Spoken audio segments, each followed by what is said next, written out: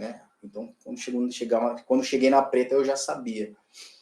Enfim, ele tomou Americana, rompeu o ligamento, e ele teve que fazer cirurgia, né? Na época ele tinha sido pai, ele trabalhava autônomo, não era CLT, então não tinha nada garantido.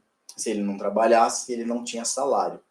Muita gente do jiu-jitsu que eu conheço é autônomo e tem esse problema, inclusive eu, né, que sempre dei aula. Quando eu lesionava, eu não podia dar aula. Em alguns casos, se não era o pé, joelho, que não tinha como eu me locomover da academia, se não fosse isso, beleza, no braço, como aconteceu, eu dava para eu ir e ficar só falando a aula no tatame. E quando foi o meu pé, foi meu joelho, que eu não tinha como ir.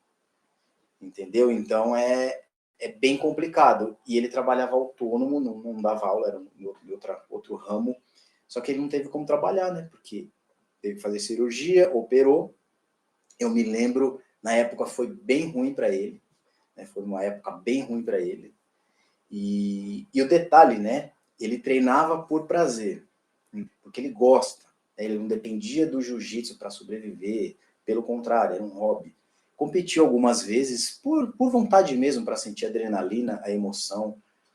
E ele não tinha necessidade, né, de segurar aquela finalização até no final.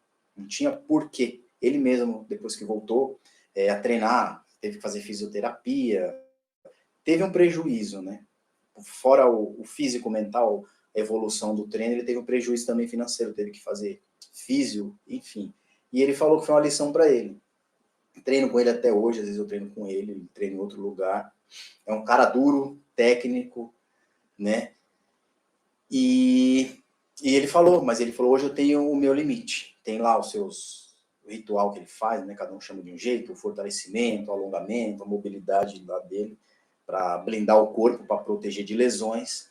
E ele fala, quando a gente treina, ele sempre lembra, cara, lembra aquela vez que eu me machuquei, que eu operei, desnecessário, foi puta de uma lição para mim, né? Porque não tinha necessidade.